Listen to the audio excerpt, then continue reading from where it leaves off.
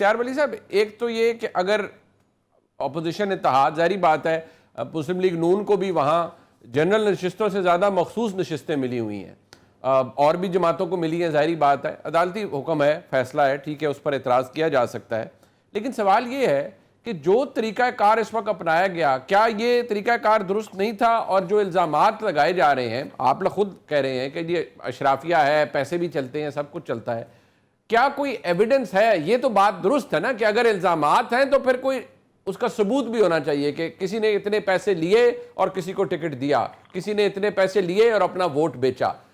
خالی الزامات سے تو کام نہیں چل سکتا۔ تھینک یو ویری مچ منیب بھائی۔ بات ایسی ہے کہ انفیکٹ جو مخصوص نشستیں ہوتی ہیں نا، یہ پولیٹیکل پارٹیز کی ملکیت ہوتی ہیں۔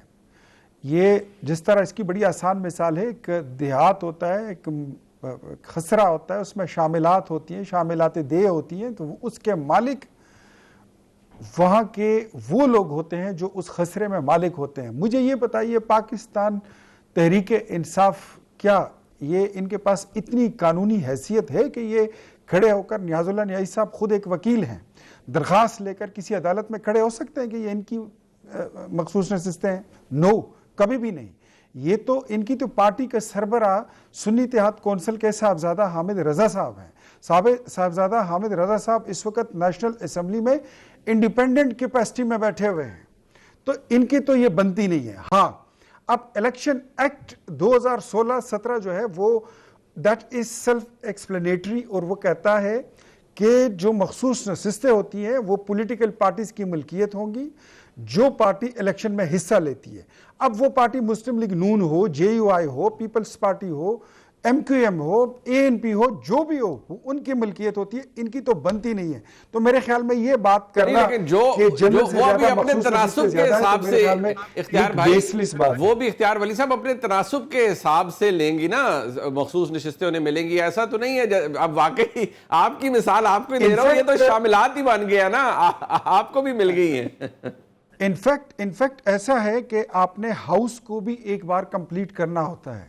جو ہاؤس کے اپنے ممبرز ہوتے ہیں، مطلب 200 کا ہاؤس ہے تو 200 میں سے اگر 25 ریزرو ہیں تو ان کو تو آنا تو ہوگا، اب کوئی طریقہ تو ہوگا، تو اس کا یہی پھر فارمولہ جو ہے اڈاپٹ کیا جا سکتا ہے۔ اس کے علاوہ کوئی اور فارمولہ ہو ہی نہیں سکتا۔ یہ اگر یہ کہتے ہیں کہ ان کو نہ ملے، یہ خالی رہیں، تو میرے خیال میں یہ بیوقوفانہ ہی کوئی بات ہوگی۔ اچھا چلے ہم ذرا اس سے تھوڑا سا آگے، مجھے صرف یہ بتائیں، یہ الزامات دیکھیے لگائے جا رہے ہیں، زیادہ تر ظاہری بات ہے خیبر پختونخوا پر لگائے جا رہے ہیں، تحریک انصاف پر لگائے جا رہے ہیں، وہاں حکومت تحریک انصاف کی ہے کہ نہیں پیسے چل گئے، نوٹ چل گئے، اشرافیہ کا ذکر آپ بھی کرتے ہیں، مرزا افریدی صاحب کے ٹکٹ کے اوپر بہت سے نام ہوئے، بہت سی باتیں کی گئی، لیکن ثبوت کوئی نہیں ہے، الزامات ہیں، یا تو ثبوت پرووائڈڈ ہو۔ دیکھیں منیب، اگر آپ کو یاد ہو نا، ہمارے خیبر پختونخوا میں ایک دو خاندان تھے، ایک باپ بیٹا تھے، ایک صاحب، دو اور تھے جو اکثر اس بزنس میں انوالو ہوا کرتے تھے۔ سینٹ کا election is always remain a business like thing, لیکن پاکستان تحریک انصاف جب سے سیاست میں آئی ہے، انہوں نے اس نے اس بزنس کو بڑا کارپوریٹڈ بزنس بنا لیا ہے۔ یہ جو ابھی بات کر رہے تھے میرے بھائی نیاز اللہ نیازی صاحب، جس میں جن لوگوں کو ڈسکوالیفائی کر کے، نااہل کر کے نکال دیا گیا تھا اپنی پارٹی سے کہ انہوں نے پیسے لیے ہیں، کیا اس وقت وزیر اعظم کون تھا؟ اس وقت وزیر اعلیٰ کون تھا؟ اور وہ پیسے کہاں بٹے تھے؟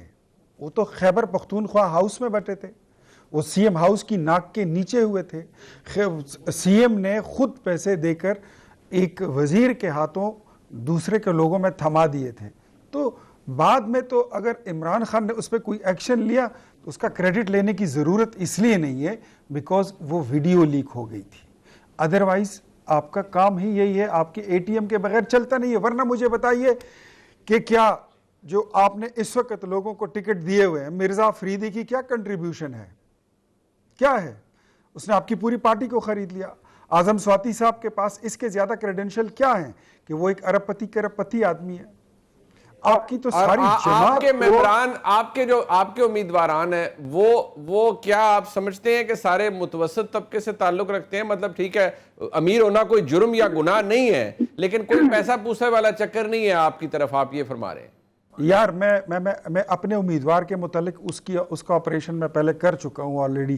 سب سے پہلے آپ کو یاد ہوگا آج سے 1 سال پہلے گزشتہ سال اپریل مئی میں نے اس پہ ٹھیک ٹھاک میں نے ٹھوک بجا کے میں نے اپنے ریزرویشن دیے تھے, اوپنلی دیے تھے, اپنی قیادت کو بھی دیے ہیں.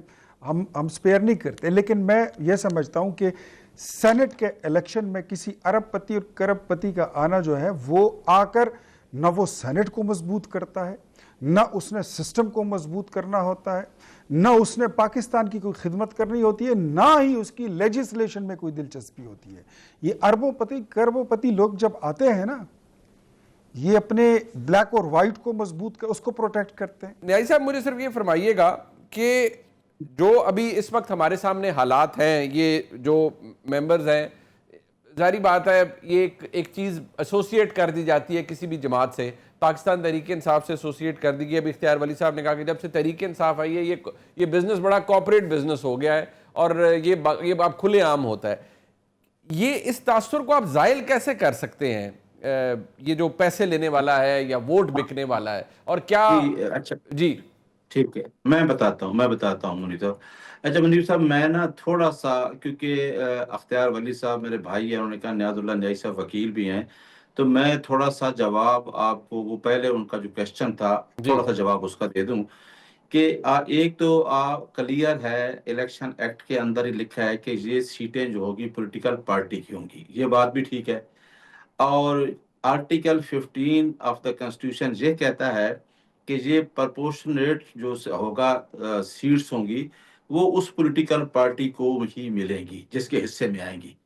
اب سپریم کورٹ نے جب فیصلہ کیا ہمارا اسی کیس میں جو ریزرو سیٹ والا, اس میں جب 8 رکنی جو فیصلہ تھا اس میں 8 رکنی سے ہٹ کے 11 ججز نے یہ کہا کہ پاکستان تحریک انصاف ایک پولیٹیکل پارٹی ہے. اور میں اس بنچ میں موجود تھا تو فارمر چیف جسٹس قاضی فیصل صاحب نے کہا کہ یار یہ تو پولیٹیکل پارٹی تو ہے, تو کیا آرٹیکل 51 آف دا کنسٹیٹیوشن یہ کہتا ہے کہ یہ اس پولیٹیکل پارٹی کا حق ہوگا. سیمبل جو ہے نا وہ تو رولز کے اندر, انہوں نے کہا سیمبل کا تو کوئی مسئلہ نہیں تھا. اب یہ ہے کہ سنی اتحاد نے جب جوائن کیا تو وہ پارلیمنٹری پارٹی کے طور پہ جوائن کیا, اور اسی وجہ سے عمر ایوب صاحب ہمارے اپوزیشن لیڈر ہیں. اب اختیار ولی صاحب نے کہا کہ شاملات, ہم سول کا کام بھی کرتے ہیں, تو بالکل ٹھیک کہا کہ شاملات بھی پرپورشنیٹ ہوتی ہے کہ اگر میں رقبے کا مالک ہوں 1 کنال کا یا 2 کنال کا, تو اس تناسب سے مجھے وہ پرپورشنیٹ ملے گا. اب یہ تو بالکل ایسا فیصلہ ہے کہ اب ہم کیا کہہ سکتے ہیں, جہاں تو آئین اور قانون کا جنازہ ہی نکل گیا ہے کہ یہ تو آپ بندر بانٹ والی کام ہے کہ آپ نے اٹھا کے ایک پارٹی کے سیٹیں دوسروں کو تقسیم کر دی, اور آج اسمبلی کے اندر حالات آپ نے دیکھ لیے ہیں. اب دوسرا کویسچن آپ کا تھا کہ یہ جو جس طریقے سے کرپشن ہوئی ہے, دیکھیں میں نے پہلے بھی ایک پروگرام بتایا تھا, میں منیب صاحب ایڈوکیٹ جنرل تھا, ہماری پارٹی نے بہت اچھا کام کیا. عارف علوی صاحب نے ایک پریزیڈنشل ریفرنس بھیجا 186 کے تحت کہ مجھے ایڈوائس چاہیے کہ یہ جو الیکشن ہے سینٹ کا, اس کو ہم سیکریٹ سے اوپن کر دیتے ہیں, انڈیا میں بھی اوپن ہوا ہے, تو ہم اس کی کہہ رہے تھے کہ اس کرپشن کو بند کیا جائے. ہمیں الزام ہے نا, ہم نے ریفرنس بھیجا, ہماری پارٹی نے ریفرنس بھیجا کہ اس کو سیکریٹ بیلٹ سے اوپن کر دیں, کیونکہ اس کے اندر تو بہت پیسہ چلتا ہے. اور ابھی آپ نے پچھلے الیکشن میں دیکھا کہ یوسف رضا گیلانی کی بیٹے کی ویڈیو سامنے آ گئی تھی.